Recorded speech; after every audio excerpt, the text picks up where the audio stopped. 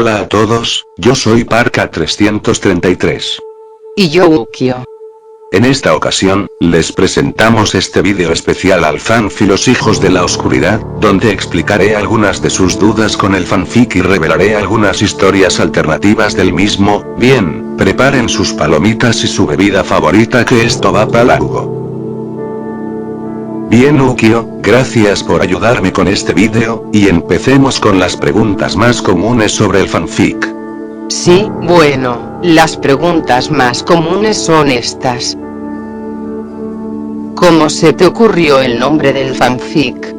Bueno, el nombre al principio fue algo difícil, no se me ocurría cómo nombrarlo, y tenía varias opciones, entre ellas, Las Garras de las Tinieblas 2, La Espina Roja, El Retorno del Mal, entre otros, y de hecho de los que mencioné el que estaba casi seguro que iba a usar era, Espina Roja. Sin embargo, la Espina Roja no aparece hasta el capítulo 13 del fanfic y no muestra nada de sus poderes en el resto del libro.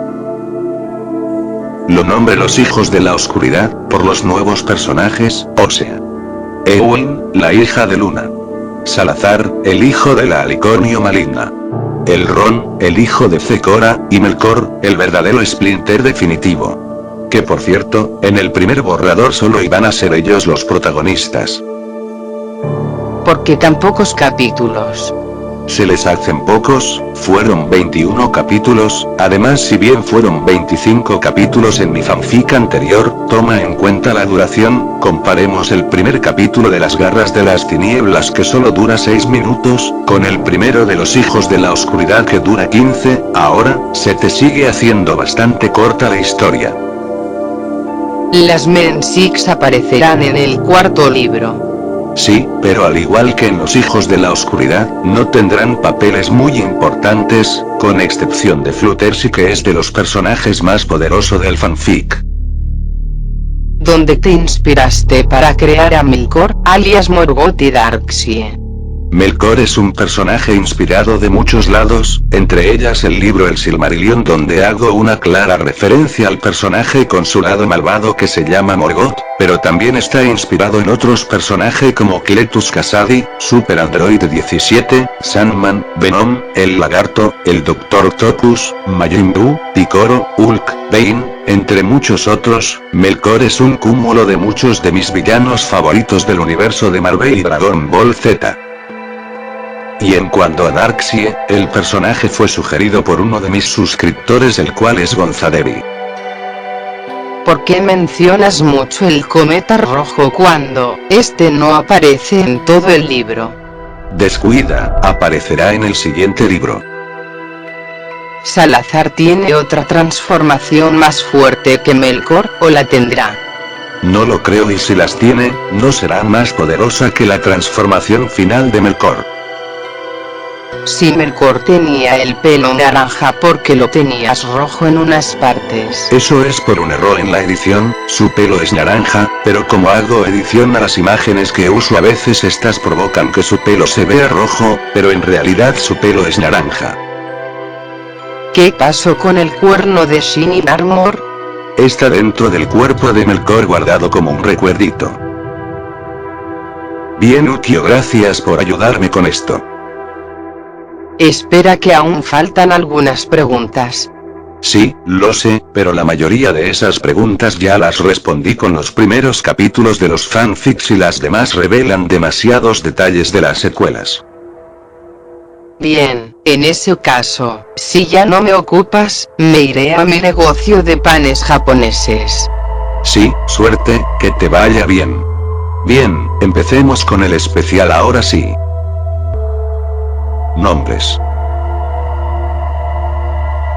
Un dato curioso de mi fanfic es que la mayoría de los personajes nuevos tienen nombre de personajes de la literatura tolkieniana. Tales como Melkor, nombre del villano principal del libro El Silmarillion. Ewin, nombre de la guerrera que mató al señor de los Nazguls. Girión, nombre del antiguo gobernante de la ciudad de Valle, y que por cierto fue el que detuvo una escama al dragón Smaug, cosa que más adelante ayudara para matarlo. Arwen, nombre de la elfa, hija de Elrond y la pareja de Aragorn el rey de Gondor. Tauriel, nombre de una elfa guerrera de la película El Hobbit. Por cierto, originalmente tenía pensado en llamarla Galadriel, nombre de otra elfa del Señor de los Anillos, pero al final me decidí por llamarla Tauriel después de ver la chingonería que es esta elfa. Y así también se aplica con los dragones de hielo que por cierto, los dragones más viejos, tienen nombres de muchos de los personajes más importantes y chingones del libro El Silmarillion, tales como Eru, nombre del dios creador todopoderoso. Gongolian, nombre de uno de los antagonistas más poderosos del libro que por cierto es una araña gigante. Feanor, nombre del creador de los Silmariles. Los dragones más jóvenes tienen nombres de enanos del libro del Hobbit, tales como to introduce Fili, Kili, Oin, Loin, Darlin, Balin, Before, Dore, Ore. Los dragones eléctricos tienen nombres de ciudades y pueblos de la Tierra Media, tales como Rohan, la ciudad de los hombres, Bree, un pueblo de los hombres, y Osgiliath, nombre de la ciudad fortaleza. Relaciones y situaciones que fueron cambiadas por completo. A lo largo de la historia, cuando recién estaba empezando el guión original del fanfic, tenía muchas ideas de relaciones entre los personajes, las cuales fueron cambiadas casi en el último minuto. Primero, la madre de Melkor, en el primer borrador iba a ser Fluttershy, sí, recuerdan que el vídeo anterior les mencioné que el Sprinter definitivo en lugar de decapitarla, iba a ser violada, pues, él sería su hijo, lo cambié, porque Melkor es un personaje muy, no sé cómo explicarlo, es muy opuesto a Fluttershy, si él era criado por ella, sería más parecido a ella, y eso no me gustaba nada, esto lo planeé desde antes de terminar Las Garras de las Tinieblas. Segundo, Salazar iba a ser el villano principal de los Hijos de la Oscuridad, y no se nos revelaría que el verdadero villano de la historia sería el lado maligno de Arwen hasta el final. Si aunque ustedes no me lo crean, él iba a ser el villano principal, verán, después de que él escapa de su prisión y encuentra a su madre con Éowyn y él cree que es su hermana, él se enfurece de tal forma que lo único en que piensa es en destruirlas, así que él se esconde y después de 4 años vuelve y empieza un ataque a Canterlot. Lo quité, porque hacía mucho rodeo a la historia y al final se haría bueno. No revelaré más de esta subtrama alternativa, ya que revela varias cosas sobre el personaje que aún son un misterio y veremos en la secuela. Tercero, Éowyn sería poseída por el lado maligno de Arwen. El lado maligno de Arwen, en vez de intentar ser más fuerte absorbiendo el poder de varios seres, ella lo que iba a hacer era hacerse más fuerte entrenando un chingo por varios años y después, cuando es lo suficientemente poderosa ella secuestraría a Éowyn y la poseería. Esta subtrama iba a ser definitiva, aparece en todos los borradores, pero cuando incluí el personaje de Darkseid, tenía que darle un propósito al personaje y un papel importante, eso y además de que se me cruzaron muchas cosas por la cabeza al final decidí desechar la subtrama por completo.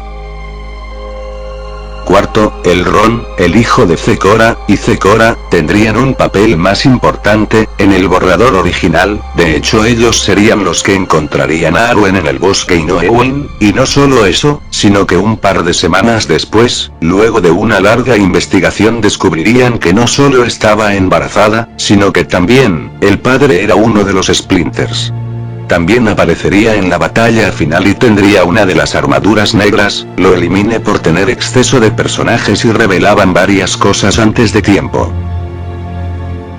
Quinto, la batalla final iba a ser imponible, y no solo eso, sino que también la plaga zombie regresaría una vez más, así que ellos no solo iban a luchar contra los Splinters, sino también a una creciente horda de zombies que se irán esparciendo desde el punto de Ponyville por toda Equestria mientras ellos luchaban.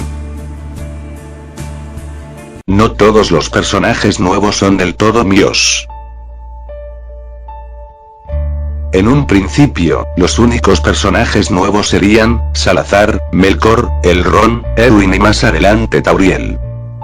Pero, cuando estaba escribiendo los primeros capítulos de mi fanfic, me llegó un mensaje de uno de mis subs que quería que incluyera un par de personajes en el fanfic. Yo la verdad apenas estaba empezando con la escaleta del fanfic, así que decidí echarle un vistazo a sus personajes. A lo largo del proceso en el que iba escribiendo la historia él me iba mandando la descripción de varios personajes, pero finalmente solo escogí 3 y solo hice mención de uno más en uno de ellos en un capítulo. Empezando por un unicornio blanco de crin negra llamado Ender, el cual según su descripción original era mitad alicornio negro, por lo que tenía poderes de la raza, y también se caracterizaba por portar consigo una hoz como arma principal. Después de mucho debate, incluí al personaje, pero siendo un portador de armadura negra en lugar de un unicornio mitad alicornio negro, porque si lo incluía siendo mitad alicornio negro, crearía un enorme hueco argumental en mi historia, y no podía permitir eso, así que decidí darle una de las 13 armaduras, para así no solo explicar por qué usa una hoz como arma primaria, sino también para así darle más poderes si no fuese un unicornio común.